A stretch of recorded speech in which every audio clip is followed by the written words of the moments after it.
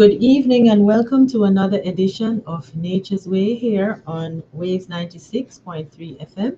I am Debbie, your host, and I am happy to be here with you sharing in this program this evening. Before we get into our program, I must say that God has been gracious unto us and that we're grateful for all that He has been doing for us. And, we have to give Him thanks for everything. This evening's topic, we're going to still be going on looking on healthy living, and we're going to be looking at a very important topic entitled poison, and we're going to be looking at some of the poisons, the type of poisons, things that can poison us, and what what we can do if we are poisoned, and depending on the type of poison, what happens to us when we are poisoned, and all of that. The last time we were not here last week, we were experiencing some power cut last week, so we were not in studio last week. But the last time we were here, we looked at substances, and we looked at alcohol, quitting smoking and drinking, and all of that. And I just want to remind our listeners and our viewers that, listen, you can quit smoking and you can quit drinking. All right? You just need to trust God, and you just need to allow Him to lead in your lives. All right? It is not a hard thing to do. So just remember that, and it is important that you do it because you can cause health issues. All right, there are many reasons to quit, and I'm encouraging you. You know what is appalling though is that a lot of persons, young persons, very young persons, drink and smoke as if it's nothing. They do that, and it is very, very concerning. But people have their style, their lifestyle, and not until they get sick they realize that, listen, this lifestyle is not good for me. And then sometimes it is too late. But God is a merciful God. Before we get into our discussion this evening on our topic, poison and healthy living, I invite you to bow your heads with me while I pray. Heavenly Father, thank you for your guidance, and thank you for your mercies. Thank you for your grace. As we come now to share this information on this program, Nature's Way, I pray, dear Lord, that your listeners and viewers will be receptive, and that the information that is disseminated will be useful to someone and is shared. I pray that you will touch everything in studio for it to work at its optimal. And I pray, dear God, that after this discourse, during and after, that your name will be glorified. Continue to guard, guide, and bless us, and to keep us healthy. In Jesus' name I pray and say thanks. Amen. Amen. So, um, one of the one of the things that I want us to remember is that in every situation we can call on God. Every single situation we can call on Him, and He is there to help us. All right. Never lose sight of that.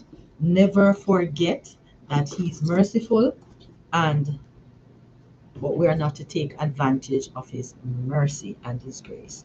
All right. Our theme text is 1 Corinthians 10 and verse 31, and it says, whether therefore ye eat or drink or whatsoever ye do, do all to the glory of God.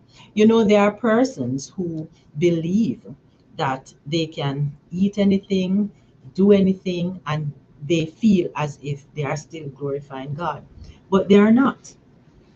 Romans 14 and verse 2 says, For one believeth that he may eat all things, and another who is weak eateth herbs. So we are told in scripture that herbs is for the healing of the nation. Hebrews 6 and verse 7 also says, for the earth drinketh in the rain that cometh oft upon it, and bringeth forth herbs, meat for them by whom it is dressed, receiveth a blessing from God. When we, whatever we do, we are to remember that the bottom line is that we are to glorify God. If we are doing something and it is not glorifying God, we should desist from doing it. All right, Genesis 1 and verse 29, that God has given us the the menu, the instruction, what we are to eat. He has told us in his words what we are to eat. All right.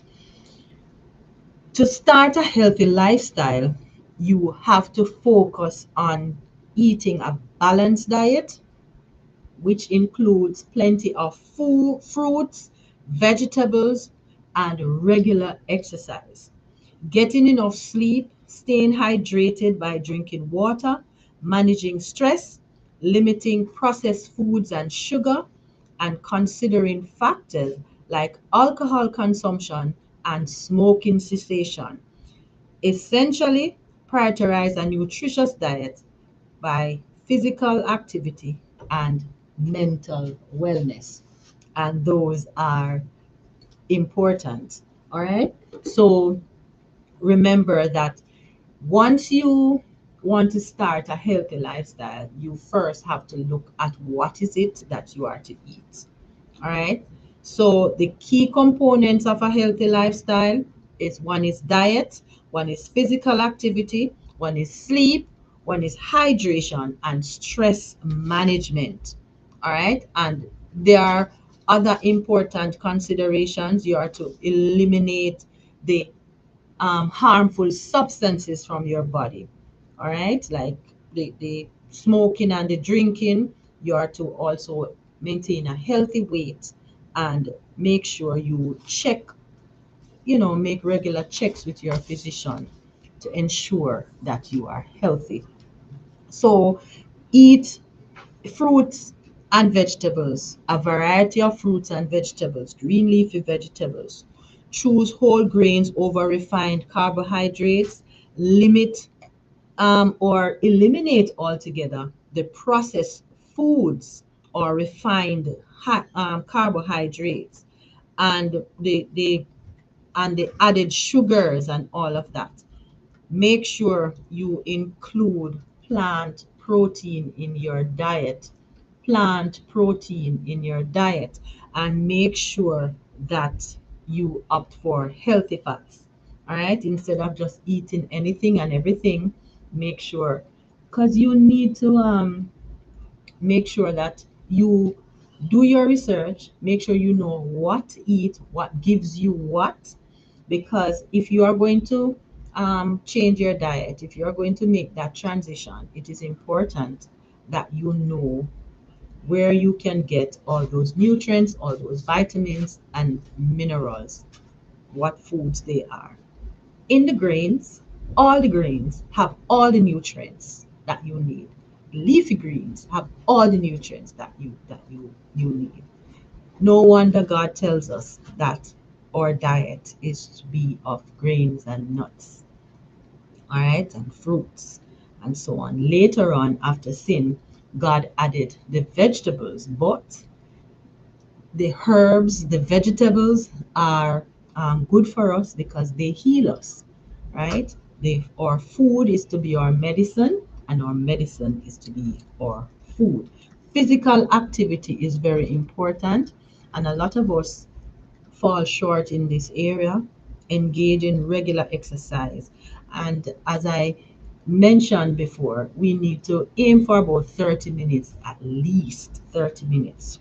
On There are 7 days in the week.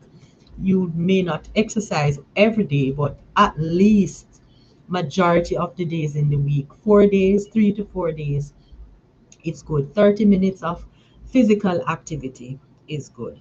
All right. So throughout the day, if you have a sedimentary job, you need to make sure that you get up sometimes and do some movements, walk, instead of um, sending someone to do something. You know, some of us have to walk to a central printer or a copier, so you get up and you walk instead of asking someone to get this for you. You get up and do it, and instead of just doing bathroom breaks, because some of us, that is all we do, bathroom breaks. We don't otherwise get up and walk. So we need to make sure it is a deliberate action. And being healthy, starting a healthy lifestyle, it has to be a deliberate action. All right, make sure sleep, you get at least 7 to 9 hours of sleep, quality sleep. All right, put away all the gadgets, put away all the things that when you before you go to bed, at least an hour before you go to bed, make sure you're off the devices, and you do something that you know it's calming. You may drink a cup of chamomile tea or some other tea, calming tea, lemon tea or something to make you calm and stress free. Don't get worked up before you go to bed, and make sure before you go to bed you pray and ask the Lord to keep you. And make sure that you read something. You can read something that is relaxing, you know, and soothing, so that you can get a pleasant, a peaceful and stress-free rest. And it is also important that you establish a constant sleep schedule or pattern. You go to bed at X time every night, and your body will get used to this and recognize that, listen, it is now bedtime. Your body is made up in a particular way, in such a wonderful way, that when it comes onto that time you have set to sleep, you start shutting down. Your body is remembers that, listen, it's time for me to know to wind down and go to sleep, and your body remembers that. So that is very important. All right, and drink plenty of water throughout the day. Make sure you do that, because if you don't, your joints will not be lubricated adequately, and then to get up and to move about, we feel pain. And trust me, the pain is not nice. All right. Stress management is also, make sure you do relaxation techniques like meditation and deep breathing. And deep breathing, it works. It is very calming, and you practice that. And make sure you practice also self-care activities. Take care of yourself, and eliminate the stresses from your life. Those that you can eliminate. There's good stress and there's bad stress, because these some of the stress is good. It keeps us on our toes, keeps us alert, and it helps our adrenaline to flow, and it helps us to, that kind of stress is healthy. But you have the unhealthy stress.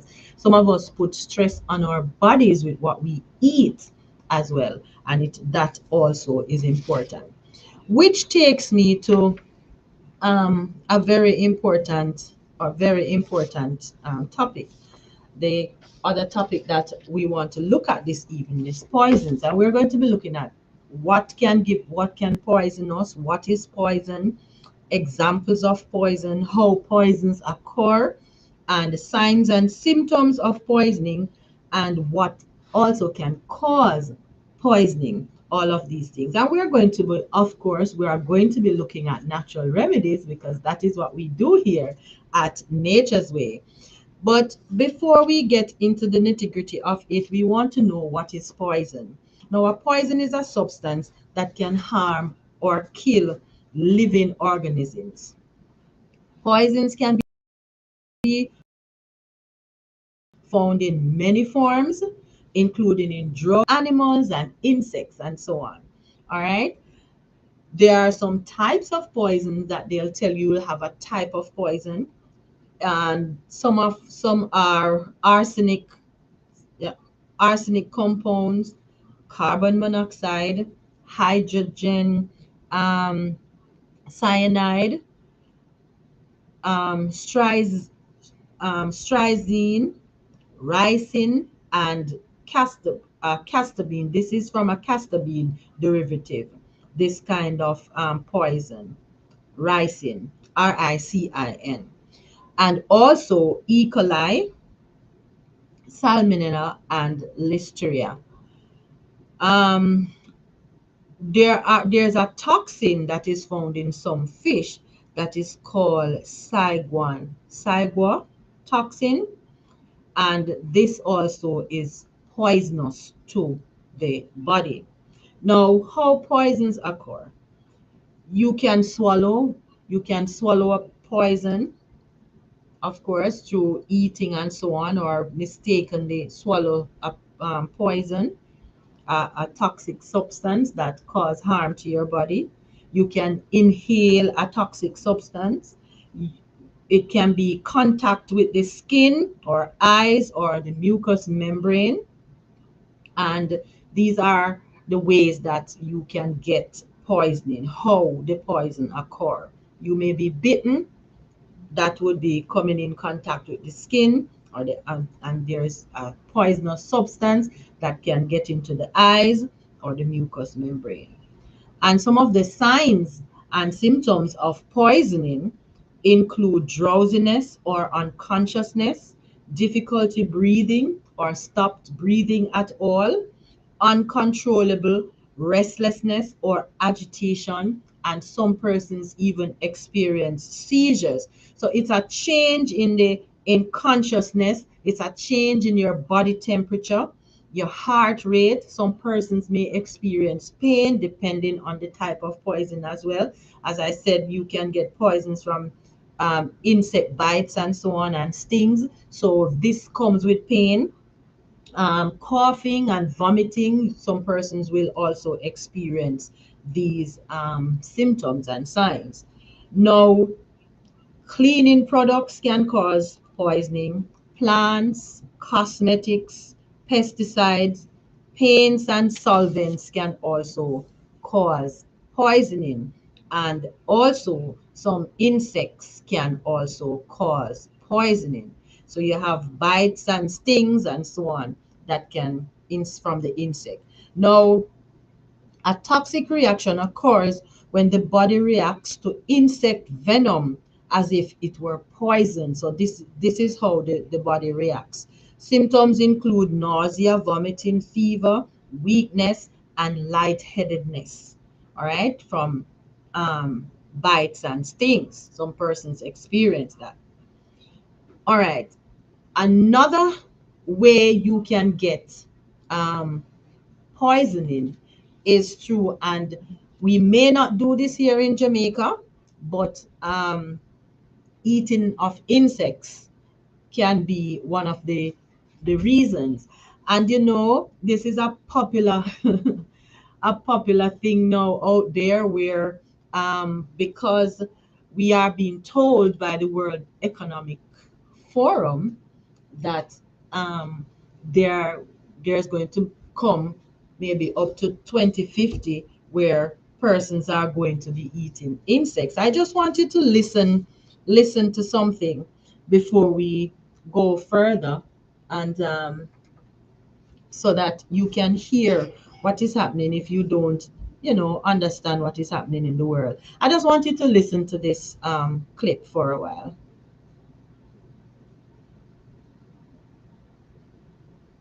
Scary. No wonder Elon Musk gave this video an exclamation mark. This is footage of Say much. AI to monitor its employees. You need to listen though. Blue text with white letters indicates each employee. The number shows how many cups of coffee they make. You can see Still that here. employee, Anna, is working diligently, making a total of 20 cups.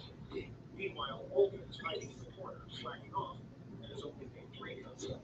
All of this is tracked by the AI. Don't be slacking. All right. As my producer is getting it together, I just want to share with you that insects, they are around the world, persons are eating insects. And the Blessed Hope group has done a magazine on insects, and where it shows that, this is a popular thing now, and that persons are being told that they can get protein from insects and all the other minerals and vitamins and B12 and all of that, that they can get it and all of that. So um but insects are they can also cause poisoning, and this poisoning is called histamine poisoning. Now, I want to share that information with you, but I want you to hear this for a moment. Relating to bugs, because a recent report says insects are the future of food. Bugs for dinner, eating insects. There must avoid bugs by 2050 because otherwise, unless you feed roughly about 3 to 9 billion people, this planet's Mhm. never going to feed them. I mean, everyone knows this stuff because of climate change and beef is not sustainable. We need to find other sources of food. I like to say another sentence to think about vegan. And yes, they even say the grass-fed regenerative farming type agriculture is the go because of all the covering, the methane, what that does to the environment, because that's the big problem. And one of the big solutions would be for bugs because they're so high in protein, so dense. Well, let's do a little breakdown of this topic because if we take 100 grams of these bugs, in this 100 grams, we have about 12 grams of active protein, and there's not much. Okay, I just want you to get this. The reason they say that we are going to have to be eating bugs and insects is because of climate change. Listeners, viewers, what is climate change? We always have climate change. This is just something that they come up with to, I mean, it's nothing new.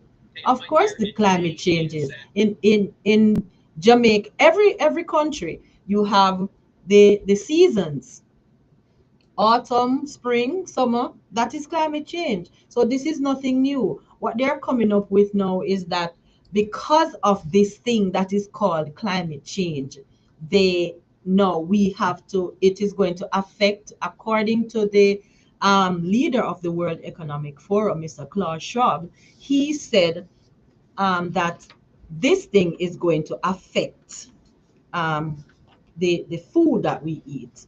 All right. And this climate change foolishness was invented by the Club of Rome. All right. And everybody is running with this climate change.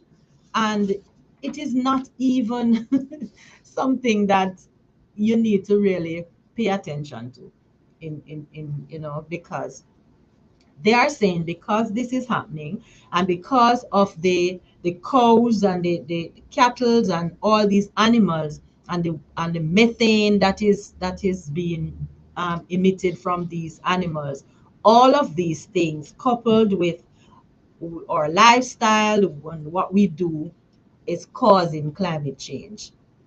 And you know it is not even, it doesn't even hold weight. Now they are saying this is going to affect the um the food, and they, yes, thank you, producer, for sharing that. They want to get us in this frame of mind that this is going to affect the food chain. So they now come up with this alternative, which is to eat insects and bugs. But the insects and bugs, according to research done at the University of California, and this research is recent as 2014. They have now this thing um, that they call forest insects are good for food, and they are looking into future prospects for food and feed security, meaning to feed the persons. And these researches were done 2008, 2013, 2014, and all of that. And they are looking into getting persons' minds acclimatized to eating these insects and these bugs. And these things are poisonous. They are poisonous to our bodies. They have a poisonous substance that is called histamine. And histamine poisoning comes from eating fried insects like grasshoppers and silkworms, pupae, and these can cause histamine poisoning. All right, they can cause gastrointestinal reactions. They can trigger these reactions, or they can introduce toxic compounds into the body, and this is unhealthy. All right, there's a whole article on the histamine poisoning from insects, and this study was done July 27, 2017. You can look it up.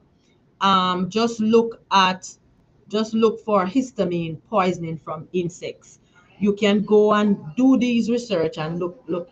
There's another whole article on eating of bugs, and this article was done, was produced, or was published, I should say, April 7, 2014.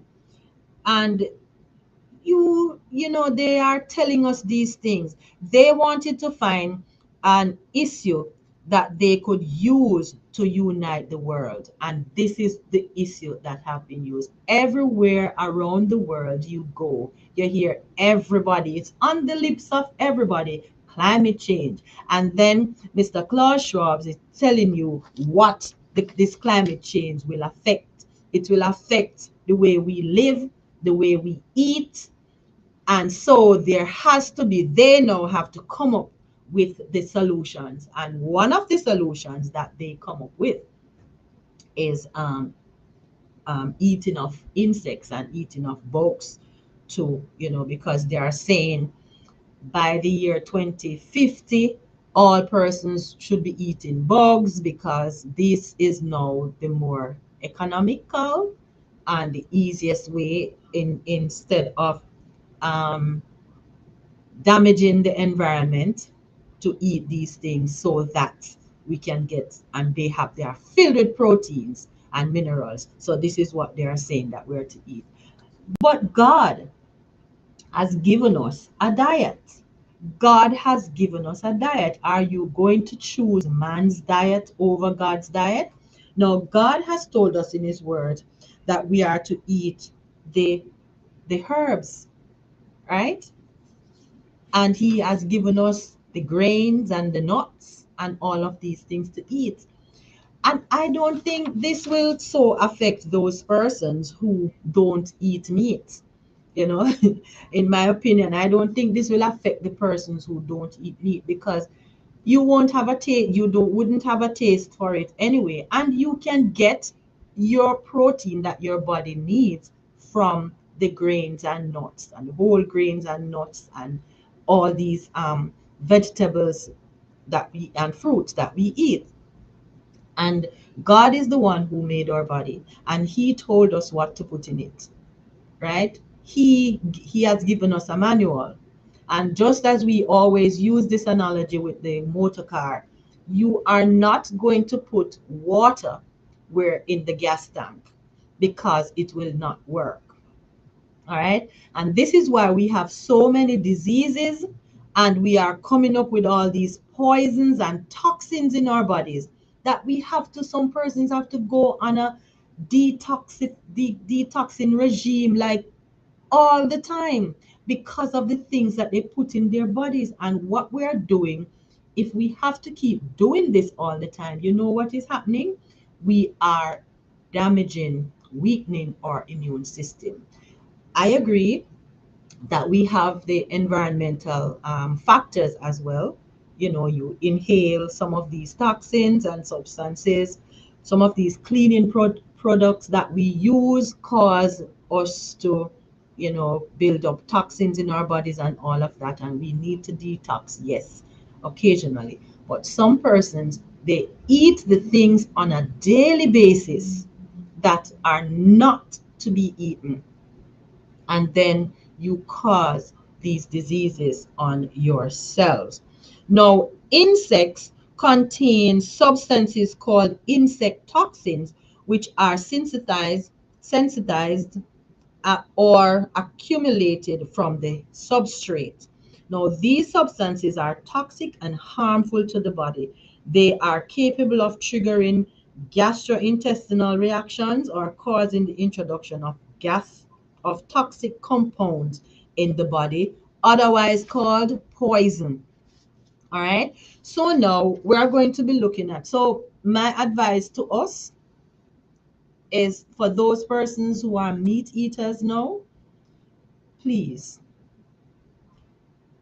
do the transition by the grace of God to plant based, right? I'm not even going to say vegetarian or vegan because we have uh, so many definitions out there, right?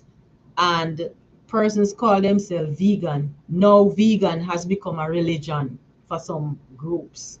So, what I'm going to encourage you to do is to ensure that you do the transition to a plant based. The foods that God has given us, those foods that grow under the earth, are good for us. So, these are what we are to eat. Those foods that He has given to us in His Word, Genesis 1, verse 29, those are what we are to eat. And our bodies will be healthier for it. All right. So, as we continue our discussion on poison, yes, um, many poisons are given to us by medical professionals. Sadly, yes, that is so true. These drugs that we take on a daily basis are poisoning our bodies. Some persons go into the hospitals for a particular illness, and they have been given certain drugs and all of that. Then they become poisoned, and they develop something called sepsis, right? This means that your body is poisoned. All right. So the natural remedies that we share here on Nature's Way, I would advise that we stick to them. All right. There are instances when we go to the doctor to get a diagnosis. Then you do your research and try to find these herbs that can help um, to solve the problem instead of taking these drugs. You take the time and you read on these labels the side effects, the myriad of side effects that you get from trying to treat one problem, and then you develop several others just from taking that drug. It's poisoning your body. Our bodies, yes, human bodies, were never made to ingest insects. No, it wasn't made. That is why we get the gastrointestinal reactions, and these interfere with our nervous system, and then we are going to get sick. That is why we end up having um, vomiting and nausea and all of these things.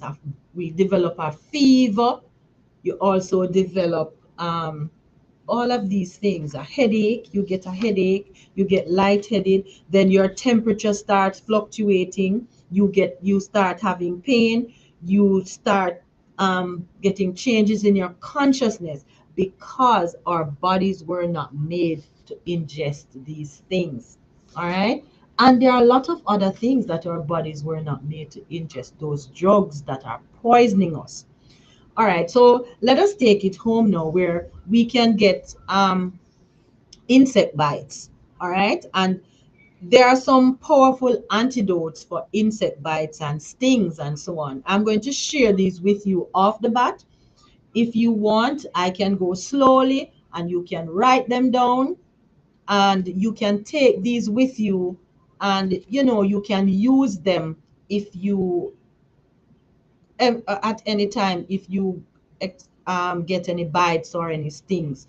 All right, so these are the best universal antidotes.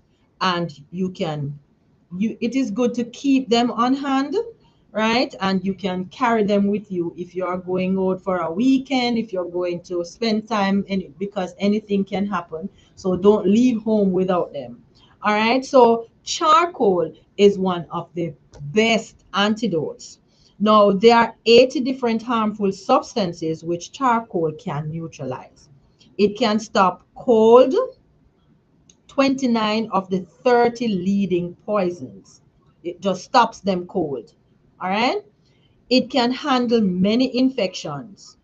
You can chew up to 10 activated charcoal tablets and swallow them with water. What I usually do though, I usually just mix the charcoal powder in water and drink it because it goes straight to the area, right? Um, Chewing and swallowing it goes through the digestive process and all of that. Takes a longer time. If you are poisoned, you can just drink the charcoal down and immediately it starts working. So if the problem is on or beneath the skin, also apply a charcoal poultice. You can do that. The sooner the charcoal is applied, the more effective it is. Activated charcoal is better than regular charcoal because it has more surfaces to absorb the toxic substance. So keep in mind that some poisons are powerful acids or alkalines and need antidotes of the opposite pH to neutralize them. However, charcoal can handle many of these because the pH in charcoal is able to neutralize many of these, or I'd say out of 100, 98 at least. All right, of these, it can handle these substances. So make sure you have activated charcoal on hand and you can use it for just about anything. You know, if you get up in the morning and you're not feeling so well, you can drink some charcoal on an empty stomach, and you can do this for about 3 mornings, and I assure you, you will feel better. Whatever toxins is in your body or poisonous substance, it can flush it out. Just make sure that you drink a lot of water even before a meal. Maybe you can even go up to an hour before a meal. Just drink some water in between after you have taken the charcoal. Now, garlic is another good antidote for poisoning. Now, there are 45 different diseases that raw garlic can effectively deal with. It is powerful against bacterial, viral, and fungal infections, and there's an active ingredient in garlic that is called ger, ger, germanium.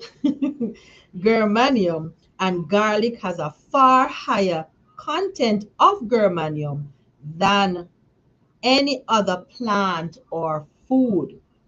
All right, so listen to this now. Mice exposed to cancer cells that had been treated with garlic did not die of cancer, and that was a study that was done by a Russian scientist. All right, so it is said that it was a better antibiotic than any other substance. All right, but the garlic must be raw. Cooked garlic does not work. The garlic must be raw. You can cut it in pieces, in small, cut it, chop it up fine, and you can just swallow it as if you are swallowing a tablet, and just drink some water. If you feel that it is too harsh on your stomach, you can drink it with milk, not dairy milk. You drink it with some almond milk or cashew milk or coconut milk. All right, and then you drink some water. But the best thing is water. Is just that you may have um it may be a bit harsh for you.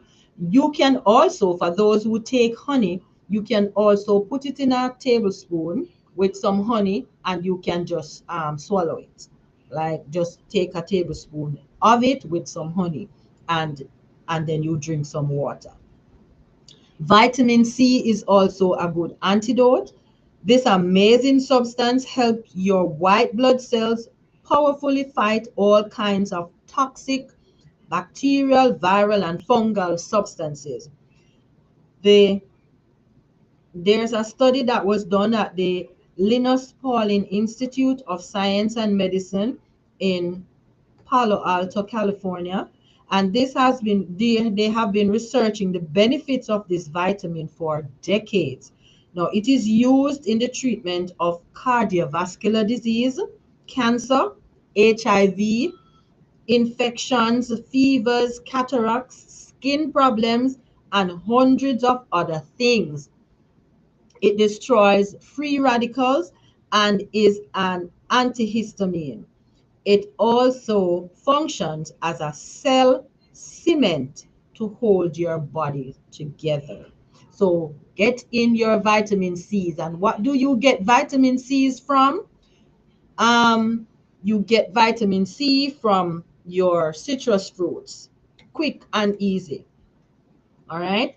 So you get it from other substances, so from other foods, but quick and for quick results, just eat an orange or a grapefruit, tangerine or one of these citrus fruits, and you can. And I would suggest that you do it naturally. They they what they call them, those that they give you, they in substitute, if you are not getting enough of them, what they call it again, when they're giving you these vitamins and minerals in another form other than the natural form. All right, other than the natural form. Okay, so as soon as it comes to me, I'll let you know what it is. All right, so because our bodies don't know how to use these supplements, is the word I'm looking for. Supplements, right? So I'm encouraging you, not, or I'm discouraging you from taking the supplements. Take these things in their natural form. They work much, much better because our bodies will have to break down these substances, and our bodies don't know how to use them. All right, so let us try to get these in the natural form. So these powerful, there are four of them that I mentioned. I'm going to mention them again: charcoal, garlic, vitamin C, and the other one, that was three, the other one is plantain. Now, this herb is found in many, many areas and is effective in many, if not most, of insect bites. So once you get insect bites and stings, these antidotes are good. Now you're going to chew the leaves and then apply the pulp to the affected area. And it is as simple as that. So the four powerful antidotes for bites and stings are charcoal, garlic, vitamin C, and plantain. And I have a word of encouragement for you. Of all things that are sought, cherished, and cultivated, there is nothing so valuable in the sight of God as a pure heart, a disposition imbued with thankfulness and peace. If the love of God is in your hearts, it will shine forth in words and actions. So let us make sure that we have the love of God in our hearts. All right, so we're going to be looking at some other poisons, and this one that I'm going to look at is called nettle rash. All right, nettle rash. Now, small, the symptoms, you are looking for small pale swellings on the skin with severe itching and burning, which come and go to be replaced by others. So they'll always be there. So it comes, but then it goes and it will be replaced by others. Now each lesion lasts a few hours and is succeeded by new ones in other places on your skin. They look like raised red inflamed areas. sometimes this is with the white. This is with the white lumps. Now, all right, so my producer is also sharing with me, and I want to share with you that Panadol plant, yes, Panadol plant is excellent for all types of insect bites as well. All right, you can just crush it, rub it on your skin. If you get a bee sting, or you can crush it, and the juice, you rub the juice on the area, the affected area, and it works well. It will prevent it from swelling and reddening, and it also reduces the pain from the area, the affected area. Now, to combat insect bites, according to and my producer, and I'm going to read it anyway. To combat insect bites, you need activated charcoal, ingesting or making a poultice, raw garlic, vitamin C, and also plantain. Yes, English plantain is also good to use. Thank you for that, producer. I'm sure our viewers will be happy for that. And just to repeat for our listeners on the radio, to combat insect bites, um, you need activated charcoal, you need raw garlic, vitamin C, and plantain. English plantain is also good. All right. So now we're going back to nettle rash. And no, these lesions, they come in little areas on your body, and they will stay there for a little while. They'll go away, but you're not out of the woods. They'll come back at another area. All right. So now sometimes this is with white lumps. So you'll see some little white lumps. They are red and kind of raised from your skin, and you see a little white lump at the top. Now, also known as urticaria, nettle rash is an intensely itchy rash that may affect the whole body or just a small area of the skin. So this is why you see it coming up at other places. Although it usually lasts only for a few hours, chronic urticaria can last for several months. Now, both acute and chronic forms can reoccur. The other forms of urticaria, or I should call it, are dealt with. You can see if you look up hives. No, you can also, this will come under that topic as well. All right, so you can, if you pick the nettle plant, the pricks on it, it can also, that is what poison you, because it gets into the skin. And remember, one of the ways of getting poisoned is also with contact with the skin. So the nettle plant pricks a poison into the skin. All right, so be careful. You can make sure you have on a gloves if you have to pick the nettle, or pick it carefully if you don't have it. Now, some of the natural remedies include, you can do sponge with very hot water. Also, one can sponge with hot salt or alkaline water. All right, and you can, if somebody is doing this for you, they can give a prolonged neutral temperature bath. So you're going to pour 4 teaspoons or a tablespoon powdered calcium into a cup of water. Gently cover the itchy area with it, and this will help neutralize and eliminate the itching. So that's for the itching. So you can use a poultice of crushed plantain over the area as well.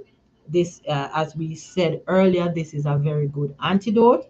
You can use the plantain for the nettle rash. All right, so you are going to crush it, make a poultice, and you're going to put it on the area, the affected area. Now, In everything that we do, we have to ensure that we pray earnestly for help in all the little things and the big things of life as well. And you will be ready when great crisis comes. Psalm 119 and verse 9. Pray about everything, and then you will be constant in prayer. This will become a way of life for you. So when the big crisis comes, when the big things comes, you would already know how to pray, know that God has you be, your faith will be built so much that you know God will take care of you. All right. Um because we have so many insects and things, there are some insect repellents that I want to share with you. And these are natural insect repellents. All right, I'm going to be sharing a few of them with you and share not some things that can help as well. All right, so natural repellents. Now, all of these that I am going to tell you, are to be applied only externally. All right, they are only to apply externally, unless I say otherwise. But these that I'm going to give you now are to be applied externally. So, mosquitoes and flies, right? You can apply citronella. Most flying insects, you can apply eucalyptus to the affected area. Fleas, apply pennyroyal, but not if you are pregnant. You don't use pennyroyal if you are pregnant, all right, in this case. Fleas and ticks, apply cedarwood. Fleas and flies, you can also apply thyme, geranium, lavender, rosemary, or peppermint. All right, you can mix these together and make a oil-based repellent. Right, you can do that as well.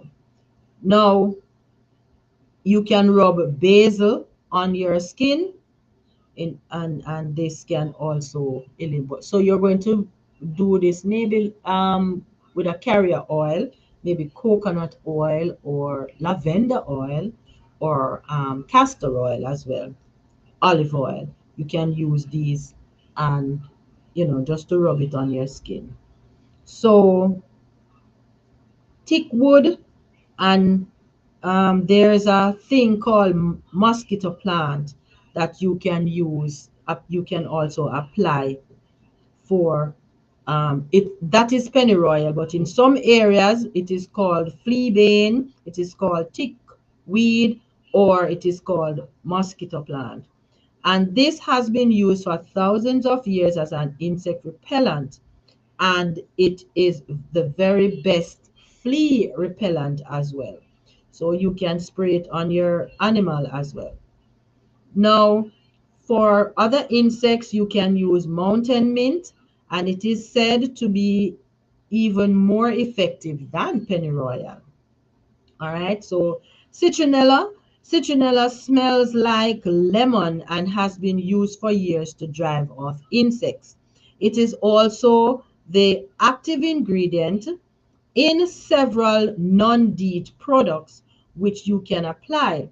Pure citronella oil can be irritating to the skin and should never be swallowed. Please do not swallow anything. Remember, I said all of these that I'm sharing with you have to be used externally. You can dilute the pure oil by adding some vegetable oil to it, or not vegetable oil. You can use olive oil and lavender oil to it. All right.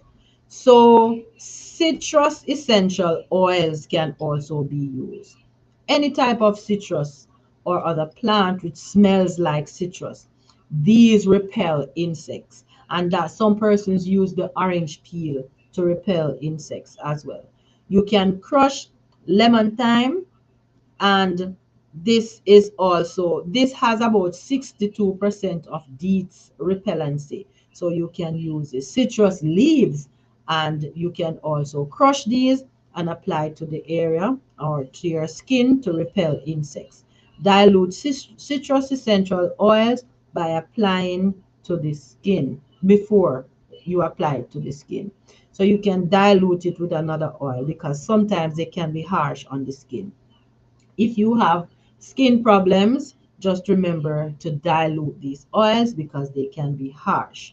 All right. A combination which is powerful in driving off insects, you can mix lavender, citronella, and pennyroyal in a um, oil, maybe olive oil, lavender oil, coconut oil, these carrier oils.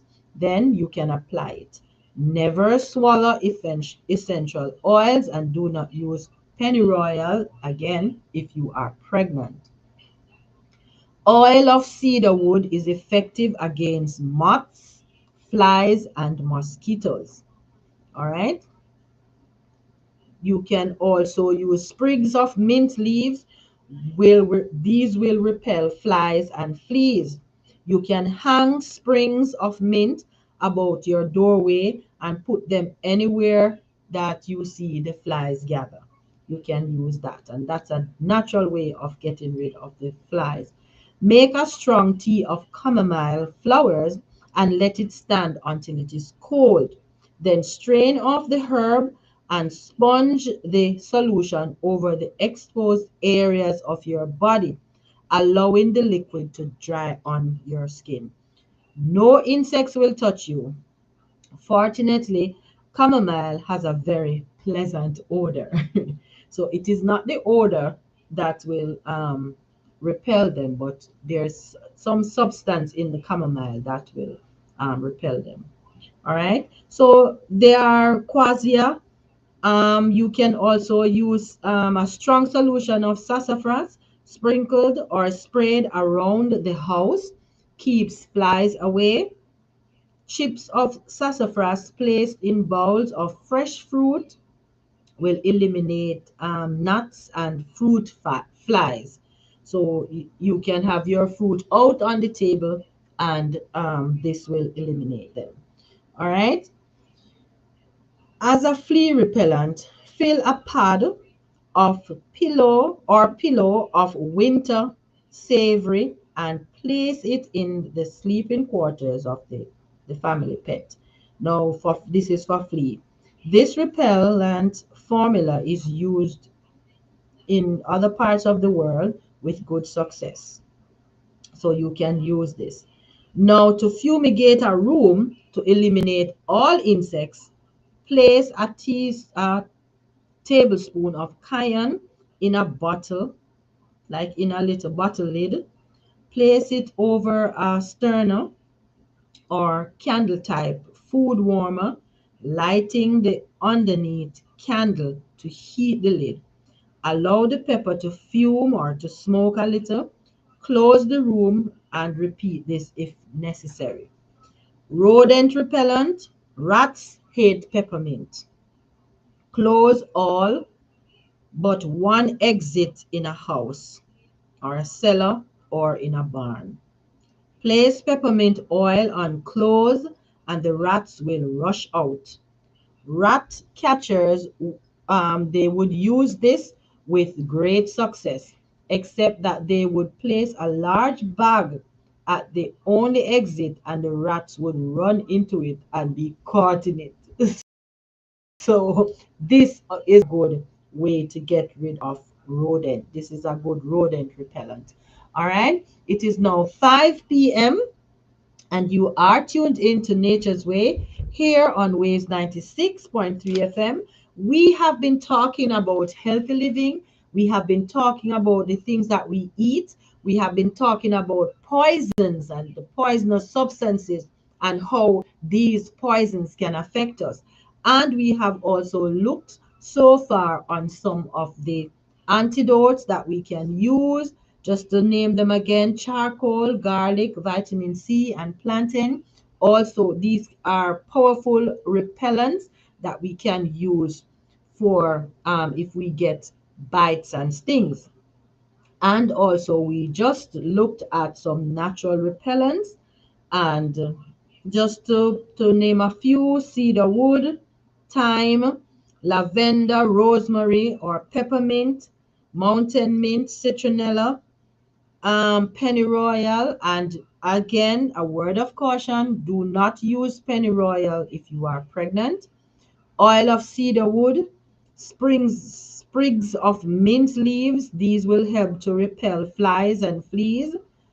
Chamomile, chamomile flowers, and quassia sassafras, and winter savory, and also cayenne. And as I said, peppermint is also a wonderful rodent repellent.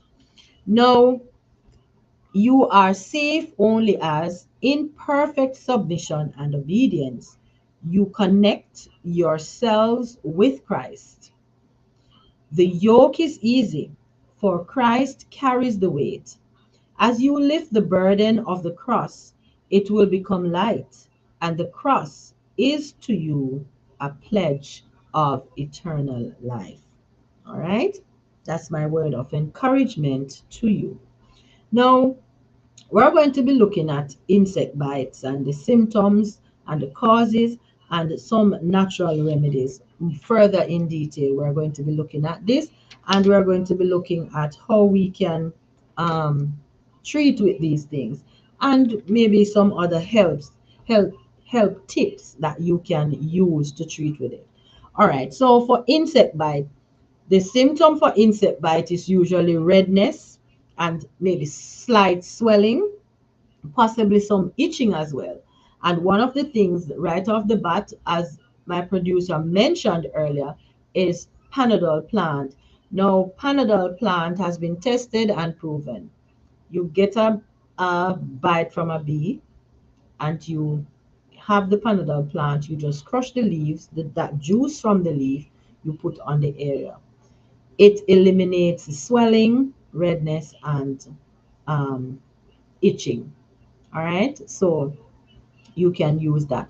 Now, there are some other things that we can use that which I'll share with you later on. Now, reaction to this sting can sometimes be more pronounced: hoarseness, labored breathing, confusion, difficult swallowing, and severe swelling. Now, some persons react, right, let me say this, that persons react differently to insect bites. Some persons even go as far as hyperventilate. Some persons get panic attacks. Some persons pass out, literally pass out. And these are some of the things that happen to persons. Now, the reaction can be severe, possible closing of the airway, and perhaps shock. Some persons can have experienced a drop in blood pressure. Remember, your temperature also can fluctuate in these cases. All right. Certain stinging insects can cause reactions like honeybees, bumblebees, African bees, hornets, scorpions, fire ants. Some insects that are called yellow jackets, wasps, spiders, centipedes, and ants. These can cause um, severe reaction. Of these, the honeybee, yellow jacket, and the African bee are the most dangerous. Hmm. Bee venom contains formaldehyde. Did you know that? Bee venom contains formaldehyde. Formaldehyde is something that they use to with embalming, and bees venom contains this. So this is why I think the area gets so numb when you get a bee sting. Each year, bee stings cause more deaths in some geographic locations than even snake bites. Oh, anaphylactic shock may also occur in this instance. Some persons have serious allergies to insect bites, especially from a bee. and they get swollen, I mean, instantly all over. So in a case like this, you need activated charcoal immediately, instantly. You can use this, and you can use the other remedies as the person gets like when the person is calm.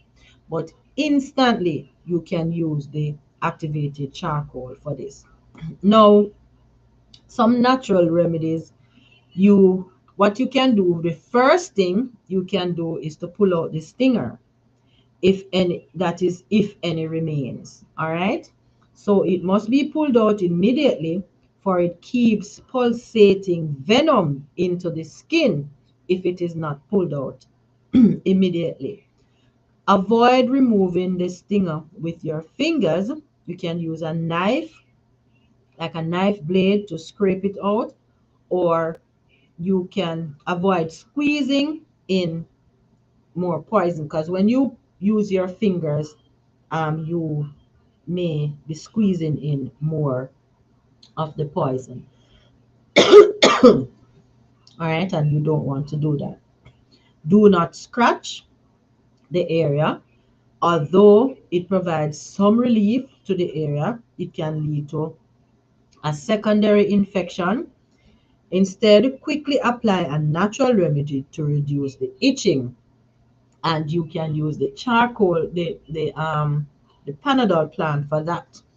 All right, to reduce the itching. Also, the plantain, because what you're going to do is to make a poultice. So put on the area now. On the area, you can apply a paste of baking soda and water, or a compress that is wet with diluted ammonia water, which is more useful for scorpion stings. These will help to eliminate and to reduce the itching. Wet a little calcium gluconate and put it on the area. Crush a charcoal tablet. If you have the tablet, place it on the area and cover it with a cloth. Or you can drink a glass of charcoal. This will reduce pain and swelling. Put some wet powdered charcoal in a cloth and tie it on for about 3 to 4 hours. The charcoal has an amazing absorptive, not absorptive, ability to pull. It has a absorptive ability to pull in itself toxins and poisons. This, it what it does now, it is new, and it neutralizes them. This is due to its large chemical surface and the fact that charcoal is pure carbon.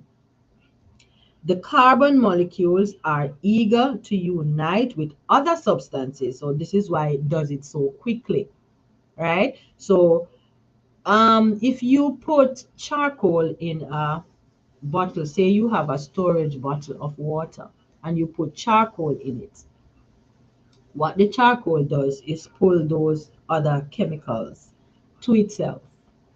And because it's so absorbative, and it has a broad base, what it does, it pulls these things to its surface, and then it holds them. All right, so they will all, it's like it's a magnet. It just pulls these substances. All right, so it has that ability to pull these toxins into itself and then from the body. So when you take the charcoal like that, even in liquid form, it still does that. When you put the paste of the charcoal on that, on your the affected area, it does that, and it does it so quickly that instantly you get relief. All right, some persons use clay or mud. This can also be used, especially if you are out in the woods, and it depends on where you are, as you can do this as soon as possible. So you wet some dirt and put on the area. Leave it on for about a half an hour and try to select mud from a clean place, not from like a mud hole where animals may have polluted it. You don't want that because you're adding other substances to your body.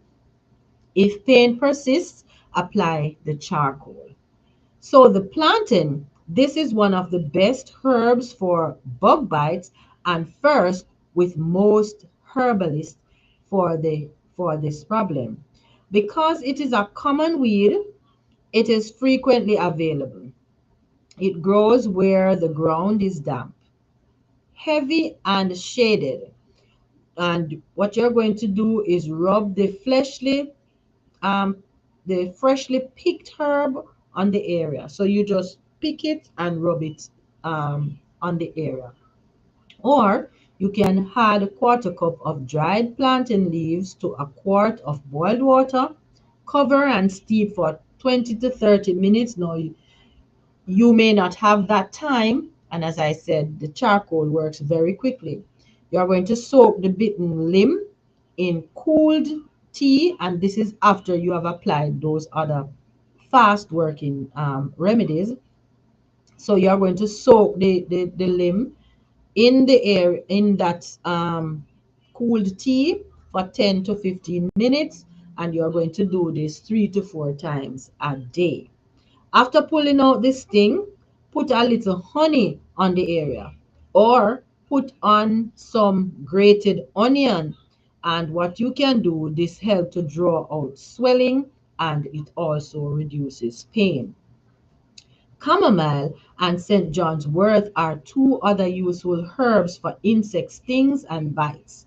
Now, other helpful substances to apply include golden seal, and this golden seal helps, it is a very good antibiotic, so it will help to stop infection, and bentonite clay, and this helps to remove toxins. Apply powdered comfrey mixed with aloe vera juice to reduce the swelling as well. Put a piece of fresh onion or garlic on the area. An enzyme based meat tenderizer breaks down the proteins that make up insect venom, but you have to place it on the area right away for it to be effective. So that can also be used. Also helpful are calcium chloride, hydrochloric acid, or ammonium chloride, and you can put these on the area to wash the area.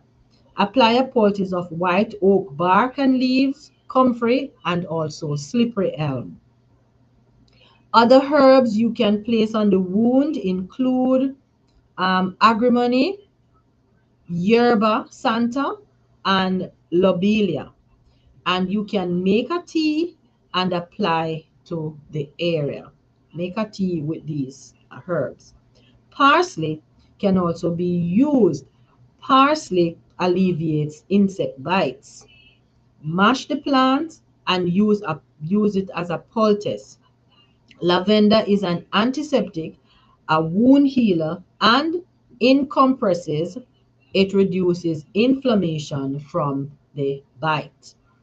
And there are more things you can place on the area, including aloe vera gel, ammonia, Epsom salts dissolved in warm water, eucalyptus oil as well. You can apply lemon juice and vinegar, and this also removes the toxic pain. Now, there are some other things that you can use. You can drink as much yellow duck tea as you can, or take some echinacea tea in, or you can use the echinacea in a capsule form. So, ironically, either hot or cold will lessen the pain. So it doesn't matter. When placed, when you place it on the area, if it's hot, it will alleviate the pain, it will lessen the pain. If it's cold, it also does that.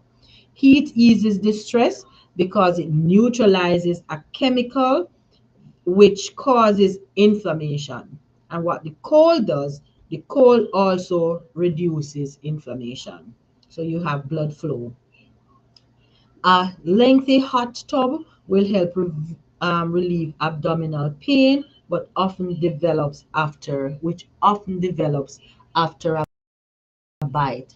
And as I said, some persons react differently. It is now 5:15 p.m. and we are moving along with our topic this evening, which is poison, healthy living, and poisons, and how we get poisons and what we can do to rid our bodies or to heal our bodies of these poisons. All right, you can have a lengthy hot tub bath. You can also do a cold pack or ice pack on the area, and this will help relieve the pain as well. All right, so for preventatives, if you are sensitive to stings, avoid solutions in which you might get stung. All right, so situations, I should say, where you might get stung. So avoid, some persons even avoid going outdoors because they fear they might get stung or bitten. All right, so what you can do is also, if you have an allergy, you make sure you have some um, emergency treatment on hand. Make sure you have that little kit with your emergency treatment. You have your little charcoal, you have your garlic, you may have your little cloves, and you can just cut them up quickly. You have vitamin C on hand, and also if you can't get plantain or anything, you have some echinacea. You have, these little gels that you can make to rub on the areas if you happen to get bite. All right. Make sure you have a generous intake of vitamin B1 because it creates a natural insect repellent in the human skin. So these things, even with these things, bites and stings, your diet is important. All right. So when you have these vitamins and minerals, working well in your body, it is sufficient, it is adequate, it will help your body to also be a repellent, so the bite or the sting will not be as effective in a negative way on your body. All right, so make sure that you avoid getting these things. If you know you are allergic to bees and all of that, don't go near to beehives and all of these things. All right, so, and make sure that you take the preventative measures in order not to um, get um, promote the breeding side from mosquitoes and all of that, so that you are not bitten. All right, so for mosquito bites, you may have the itchy red bite of a mosquito, which its attendant is itching, and all it does is itch. So some persons get breakout because some persons have the bumps and then they get dark after a while when you start itching and so on. Some persons it doesn't bother them that much. Some persons they have the natural repellent in their bodies from the diet that they have. So some persons they'll tell you that mosquitoes don't bite them. Some persons consume a lot of garlic and mosquitoes don't bite them. So we can have the built-in repellents as well using our diets. All right. So the Culex, Aedes, and Anopheles mosquitoes. Now, these are the ones that normally bite you, and you get itchy and redness and so on.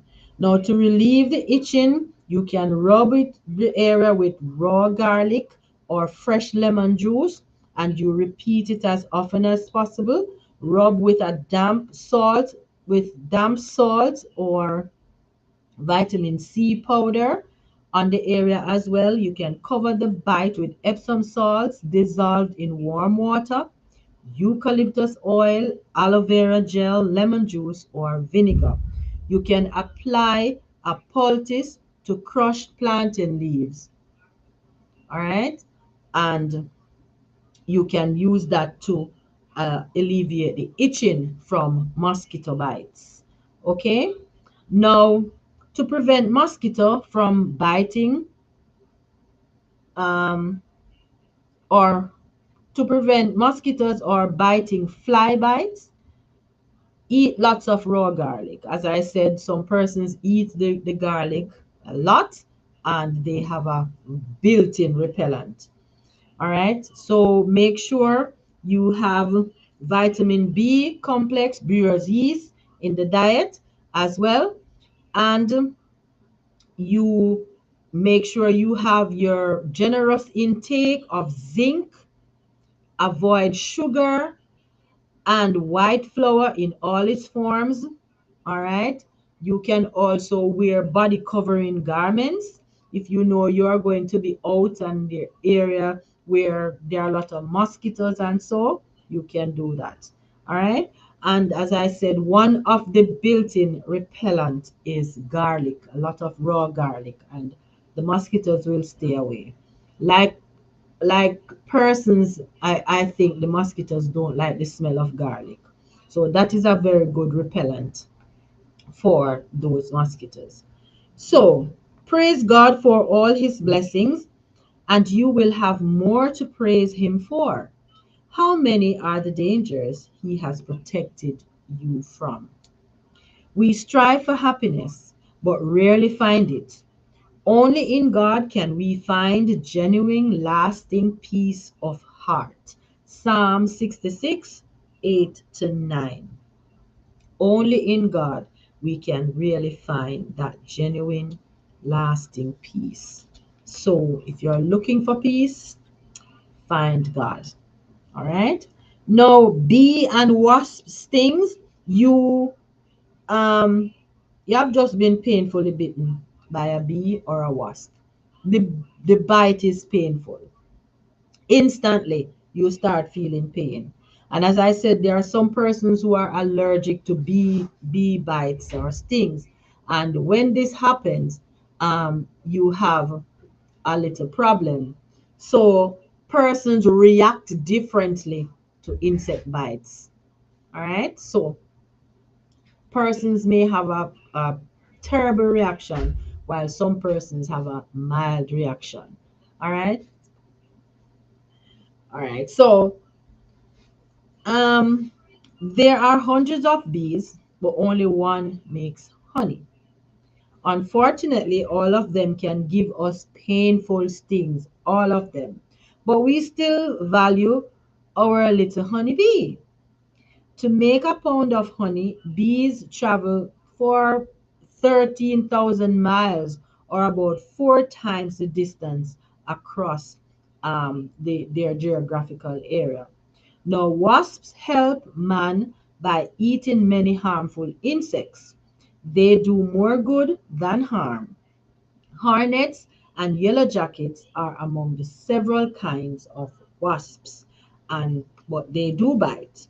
So, when you get a bee sting or a wasp bite, now as long as the stinger remains in the skin, it keeps pulsating and injecting more venom.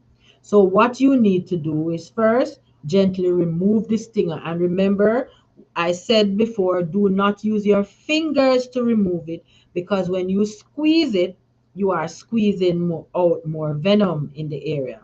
And you don't want to do this. So, you can use the blade of a knife to pull it up or something like a tweezer or something to pull it up or but if you squeeze it, what you're going to do is you're going to squeeze out more venom. So use something sharp to just kind of ease it out and pull it out. All right, holding it together, what you do, you're squeezing. So as I said, try not to squeeze it as you do this. as well. Next, you are going to wash this sting area. Now, this will remove some of the venom. After this, apply damp charcoal to pull out the venom, and then you can use a paste of baking soda and water, which will neutralize the toxins. Cold compresses or ice cubes will also reduce pain even more and swelling. All right. And maybe after about 6 hours or so, you can apply some heat to the area. If you do that immediately, you are going to be in more pain. All right. So if person shows dizziness, difficulty in breathing, severe swelling, or even hives, then you are going to need to contact your physician, because it means the person is having a terrible reaction to the bite. Make sure you drink your charcoal, because, as I said, this works immediately. All right. Remember, the charcoal pulls the toxins to itself and it takes it from the area. So the air you will experience less pain, less swelling, and redness. So just drink the charcoal and do that so that it can pull the toxins away. If you would travel heavenward, we must take the word of God. That's the only way we can travel heavenward, which is the Bible as our lesson book. In the words of inspiration, we must read our lessons on a daily basis. So, this is encouraging us to read the Word of God on a daily basis. So, we must have our daily devotions. We must learn the daily lessons that God has in store for us. So, we must read our Bibles on a daily basis. All right. So, for an ant bite now, so the symptoms include a biting pain, and the ant is still there biting, as if it will feel as if the ant is still there biting once you are bitten by an ant. Now, most ants are no problem, but some bite ferociously. So, ant venom, although very small, is quite similar to the honeybee venom. And what you should do in this case, apply a poultice of crushed plantain leaves. To reduce itching and swelling, apply baking soda to the area. Only add enough water to make a paste though. You don't want it too watery or too dry. So you make a little paste. Now, an ice pack or cold compress will also help. If the person bitten manifests symptoms of shock, difficulty breathing, severe swelling, hives, and or dizziness, you need to contact your physician. All right, because the person again is having a terrible reaction to the ant bite. The meekness and humility that characterize the life of Christ will be made manifest in the life and character of those who walk even as he walked. As we humbly, prayerfully read the Bible, our lives are ennobled, and trusting in Jesus, we are prepared to encourage and bless those around us. This is the will of God for our lives, to be kindly sympathetic helpers. And this is one of the reasons that we do this program here on this station, your community station, because we want to help others to be healthy. We want to help others to find Jesus and to allow him to control your lives. Help you to allow him to come into your lives and to encourage you to read his words daily so that we can learn the daily lessons that he wants us to learn. We are his helpers and we are here to do his bidding. Now, there is also an ant called a fire ant. And to get a fire ant bite, one or more severely burning bites from a large ant. A, a pustule develops within 24 hours and then subsides over the next several days. Now, this is the kind of effect that a fire ant bite has on your skin. You probably stepped on a fire ant's nest or something. Now, it is a low mold of loose dirt. So, you know what I'm talking about. And maybe it's 1 to 3 feet across. As soon as you stepped on it, hundreds of ants started towards your leg. And fire ants, these are imported from Africa to Brazil in the 1960s. That's a little history on them. And they finally reached all over, and they have venom similar to that of bees, wasps, hornets, and yellow jackets. And they are still primarily in the southern states. All right. But fire ants, and as the name suggests, you don't want to be bitten by these ants, and a myriad of them come at you at once. So the area is red and swollen, and you feel like your foot or wherever they bite you is on fire.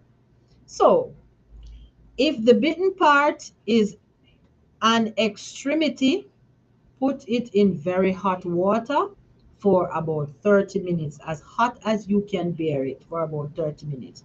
Now, this will neutralize the venom. And imagine many of these ants are biting you. To reduce the pain, next, put baking soda, ice, vinegar, and lemon juice, or astringent herb tea like white oak bark, witch hazel, or plantain. You can put these on it. You can put these over the area. Now, if the person shows any signs of these things, as I mentioned earlier, hives, dizziness, excessive swelling, or breathing problems, you need difficulty breathing, you need to consult your physician. All right. So these things can, when they bite, they can give you several different kinds of reaction. And if you don't act quickly, it is more detrimental. So this is why I always say, when you get these bites and so on, make sure you have some charcoal on hand that you can drink immediately. All right. To be a real man or woman in the sight of God is to be like Jesus, meek and lowly of heart, always anxious to guard the interests of others more sacredly than you would your own. So, if you are like Jesus, if we are like Jesus, we will put others first. Um, Caterpillar. Have you ever been bitten by a caterpillar? A caterpillar stings. And of course, you will have a stinging sensation after touching a caterpillar. And if he stings you, that sensation will last for a while.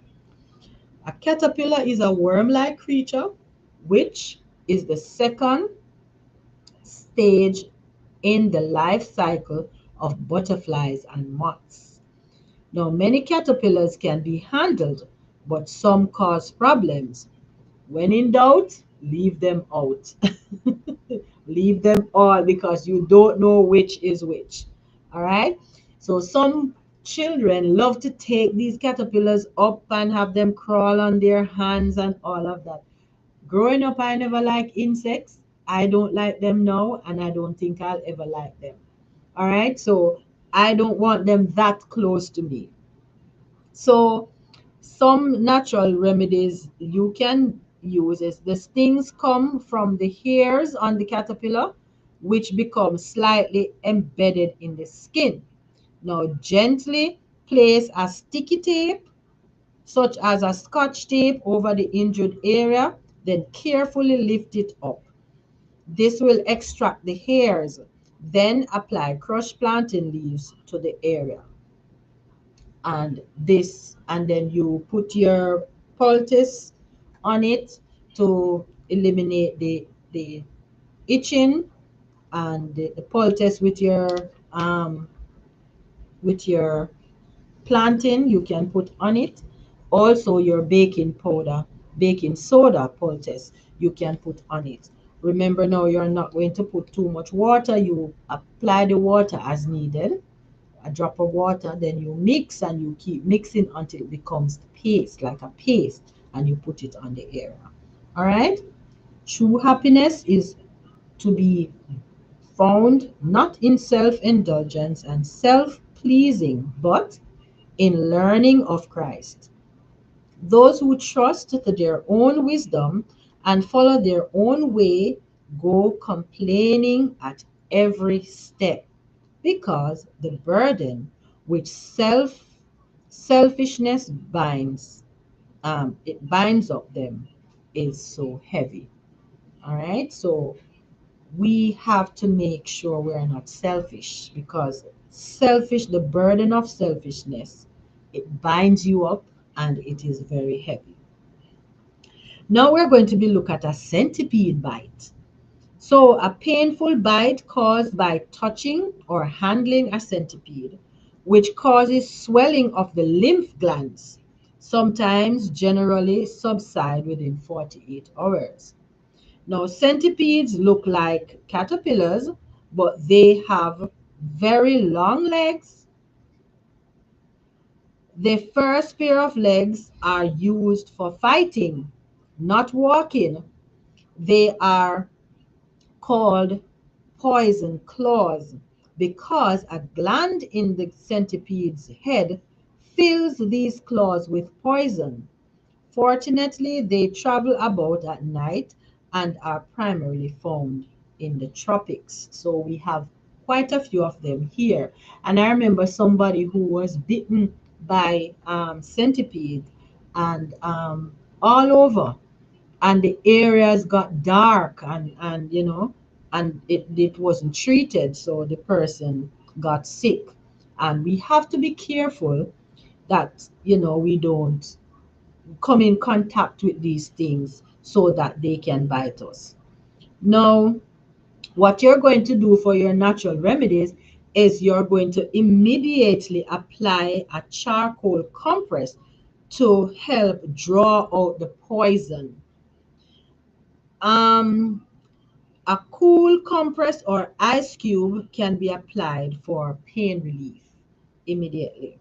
So if the person shows dizziness, as I said, difficulty breathing, severe swelling, and so on, hives and so on, it means this person is having a terrible reaction to the bite, and therefore you need to consult your physician. Now, Christ is meek, and the meekness of Christ manifested in the home will make the inmates happy. It provokes no quarrel, gives back no angry answer, but it soothes the irritated temper and diffuses a gentleness that is felt by all within its charmed circle. Wherever cherished, it makes the families of earth a part of the great family above. So, meekness is another quality that the Lord wants us to have. And if we are going to be like Jesus, this is one of the characteristics of Jesus. So let us strive to be like him, so that our families, our homes can be a peaceful place and will not promote quarrel or provoke anger, and make sure that we try our best not to get angry and irritated and in high temper and all of that. Jesus is not like that. And if we are striving to be like him, then these are some of the qualities that we should put aside. Now, chiggers is another insect. Now, a red spot that itches intensely for about 3 days. That is called a chigger. Now, that's the symptom of a chigger. Now, chiggers, also called red bugs, are extremely tiny insects. All right. So they are in the class of insect called Arthropoda, and they are eight-legged creatures. Arthropoda includes scorpions, spiders, and mites. They prefer grassy, weedy fields, but they are also found in wooded areas and are active from May to about September, especially um, during June and July period, in the summer period. Now, chiggers attach to humans with claws. They feed for about 3 days by secreting enzymes which um, liquefy skin cells, then they drop off. So they can be on you and you don't even realize. Moving slowly, a chigger crawls along until he finds a tight spot in a body, like in a body crease, or where the clothing is tight. Then, about 2 hours after hitching a ride, he digs in by injecting fluid which dissolves the tissue and produces a welt. About 3 to 6 hours later, the itching begins and continues for about 3 days. So you don't even realize that this is happening. This is what triggered. These are that's how dangerous these triggers are. All right, so you don't want to be caught up with this in this wooded area. So persons who live in these areas, a lot of wooded area, and they also um, prefer the grassy or weedy fields and so on.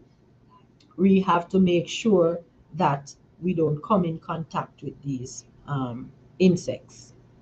Now, first thing that you're going to do is to remove the trigger by scratching off with a fingernail, or you can do this by applying castor oil or Vaseline. Another method is to apply clear nail polish to the spot. What this do is it smothers the creature, and then when it dries, you just peel it off and the creature will be removed. Or you can lather with soap, scrub with a brush, then rinse thoroughly. So if you are in these areas, these grassy, weedy areas, and if you're out farming and so on, when you get home, you have to make sure that you get a good scrubbing. All right? Take those clothes off, put them in the wash, and make sure that you scrub your skin so that these things don't leach on your skin. All right. So a charcoal or plantain poultice can be a help. So you can put these on the area where the itching you feel the itching. Banana also soothes trigger bites. Hot baths or baking soda paste helps control the itching.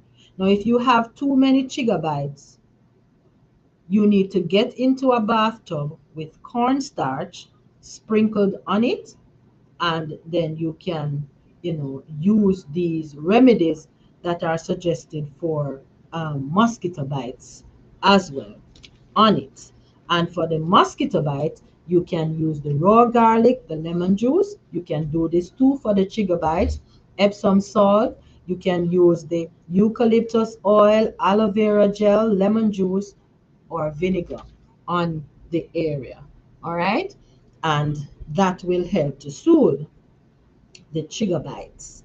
Now, there is another one called itch mite, and these itch mites, these this is where the symptom is where you itching occurs, but it seems to travel from place to place on the skin. So you scratch this area and then another area. It's like the itching is traveling on your skin. All right. So beware of bird nests close to your house. Now, many birds are infested with mites. and these can enter your home and get on you. So you need to make sure that you avoid these. Um, what you can do is wash the affected part with tar soap, wash your clothing in boiling water, or press them with a very hot iron. Now, you can also steep 1 tablespoon each of burdock root, yarrow, and yellow dock root in a pint of boiling water for about half an hour. You're going to strain it, add a pound of cocoa fat, and keep boiling and stirring until it is a salve. So you're going to use this for an itch you can use this for an itch of any kind. All right. So it can be used for other bites as well. It is now 5:46 p.m.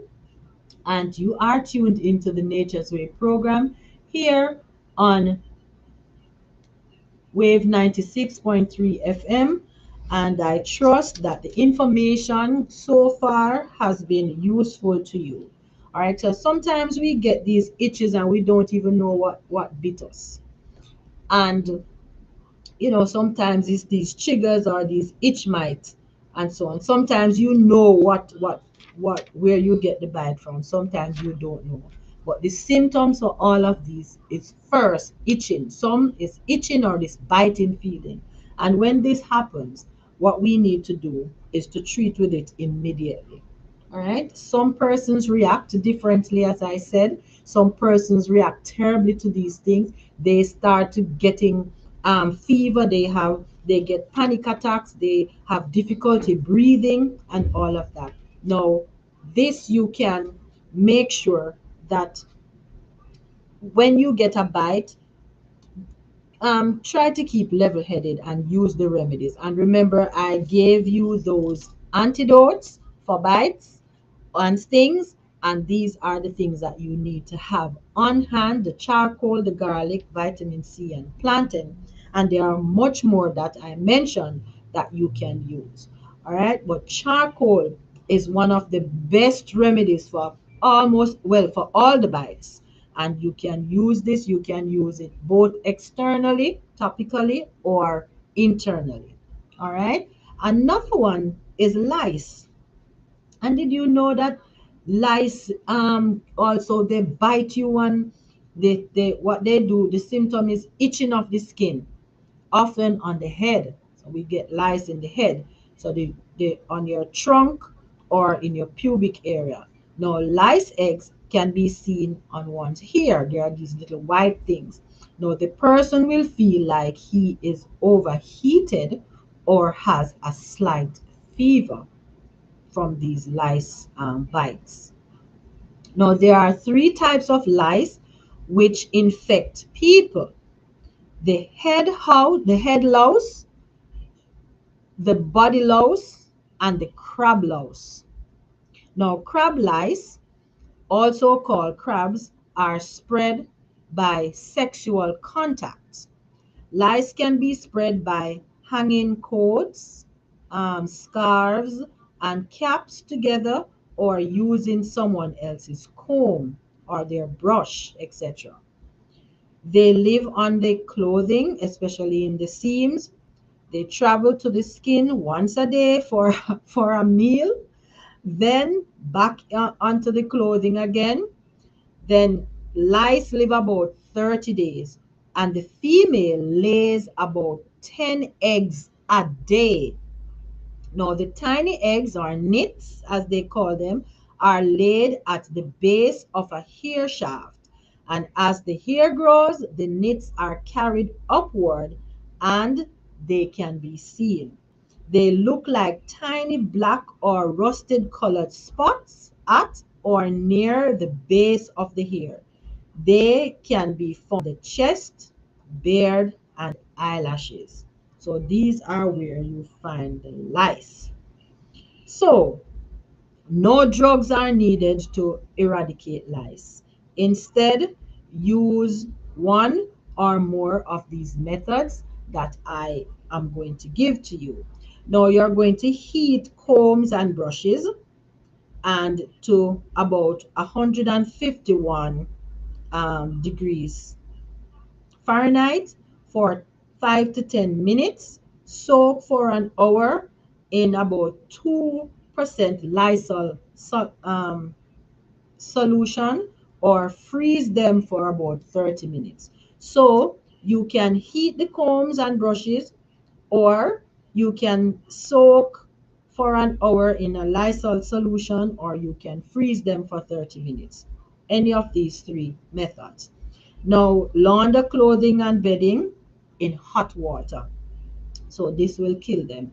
Non-washable items should be sealed in a plastic sack for about 10 days, and make sure that some heat is applied. Now soak the place on the body for 30 minutes in very warm soapy water. And what you're going to do now is crumble about 3 tablespoons of roux in 1 pint of white vinegar. Steep as long as possible. Apply to the head or other body area. It is good for the body lice, skin parasites, or as a wingworm lotion as well. So the hair can be doused with kerosene and then wrapped in a towel. Don't go near any flames though. Garlic compresses can be placed on the scalp for about 2 hours. Hot vinegar, as hot as you can take it, applied to the scalp will loosen the eggs so they can be vigorously combed out of the hair with a fine tooth comb. A 50-50 mixture of kerosene and olive oil can be put on the scalp as well to get rid of the nicks. Another hair wash, um, Labrador tea or field larkspur can also be used. So in extreme cases, the hair can be cut off. So you have no hair for them to live in. All right? And it will grow back, so don't worry about it. Be careful what you place on the eyebrows. You do not want to damage the eyes. Now, petroleum jelly has been recommended to suffocate the lice. So you can use the petroleum jelly on the eyebrows if they are there. All right. So you need to clean the carpets as effective as spraying them. If you can vacuum them, or you can clean them by spraying them. And you can do this frequently to get rid of them. And scrub toilet seats regularly. All right. So whatever method you use, keep in mind that there is a 14-day cycle. So you must work intensely for a little over 2 weeks on your body, on your clothing, and home if you are to have success. All right. So you want to do that. Now, in everything you do, put God and His standards first. You will never be disappointed if you do this. Matthew 1 and verse 21. And we have a few minutes, so we're going to be looking at a few more. So we just covered lice, itch mite, chiggers, centipedes, caterpillar sting, fire ant, regular ant bite, and bee and wasp stings. Now we're going to be looking at bed bugs. This is another creature that you don't want to have. Now the bites on your skin, which occur at night, often while you are in bed, the bites often appear in groups or lines. Now, bed bugs are very, very small. They are flat, crawling insects that hide inside mattresses, bedding, furniture, and walls. They usually bite at night. These are especially common in the tropics, so they are here. So, to get rid of bed bugs, wash bedding and pour boiling water on bed frames. Sprinkle sulfur on mattresses um, cloth furniture and rugs, and do not use them for about 3 weeks. Then wash or shake out the sulfur. Then clean it off well before using it again. So, to prevent bed bugs, often spread bedding in the sun as well so that you can get rid of them. All right? And we are encouraged to cultivate tenderness, affection, and love that have expression in little courtesies, in speech, in thoughtful attentions. It is the kind word, the thoughtful consideration for others that God values.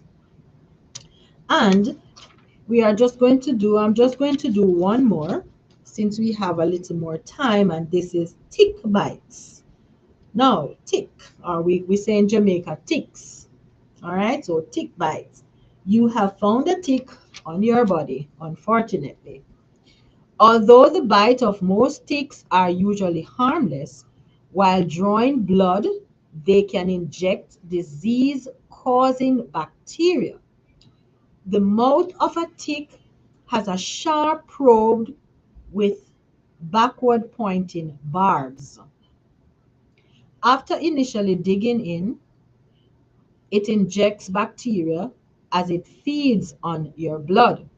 So the sooner it is removed, the less infection you will receive from it. Ticks live in marshy places, woods and forests, bushes, shrubs, and long grass. They stay on trails and avoid bushing against vegetation. Ticks cannot jump or fly, but they wait on low vegetation for a host to pass by. With their little arms held upward. As soon as something does, they grab hold and start climbing in search of a place to attach and feed. Right. So they are on animals, and if you go in the bushes, they will also grab hold on you. All right. So avoid walking in areas frequently frequented by ticks. Woods and open fields in the summer, most times they are there. They are generally not on roads or lawns. To remove a tick that is firmly attached, take care that its head does not remain in the skin, since this can cause an infection. Never pull on the body of a tick. With tweezers, grasp the tick as close as possible to its mouth, the part sticking into the skin, and that's the part that is sticking in the skin. Try not to squeeze its swollen belly. Pull very gently on the tick. This may take as much as 30 seconds, but the patient and gently pull. He will then withdraw and come out. Do not touch the removed tick. Burn it or put it in some alcohol. Then apply crushed plantain leaves to the area. If you have to go into fields or forest, you may want to dust some sulfur powder on your ankles, wrists, and your underarms, but get that powder off later on. If you ingest any of it, boils or skin rashes can result. So you don't want to do that. And my final word of encouragement for you this afternoon is strength of character consists of two things: power of the will and power of self control. Many youth mistake strong, uncontrolled passion for strength of character. But the truth is that he who is mastered by his passions is a weak man. The real greatness and nobility of the man is measured by his powers to subdue his feelings, not by the power of his feelings to subdue him. This is the reason we have to surrender our will to God so that we can be that gentle, peaceful, harmless person, that meek person that Jesus is. And if we ought to be more like him, now these are some of the characters that we need to develop. All right?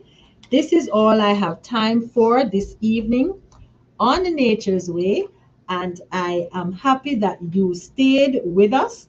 And I trust that the information has been useful to you. And I pray that God will continue to keep you, guide you, guard you, and keep you in good health. Let us pray. Our Father, which art in heaven, thank you for your grace and your mercies towards us. Thank you for the information that you have given to us. I pray, dear God, that you will help us to be careful and that you will help us to stay in good health, and all the preventative measures that we should take in our diets, in our daily activities, that you will strengthen us to do so. Bless us now, we pray, and thank you for all you do on our behalf. In Jesus' name, I pray and say thanks. Amen. It's goodbye from Nature's Way. Until next Sunday, please have a productive week.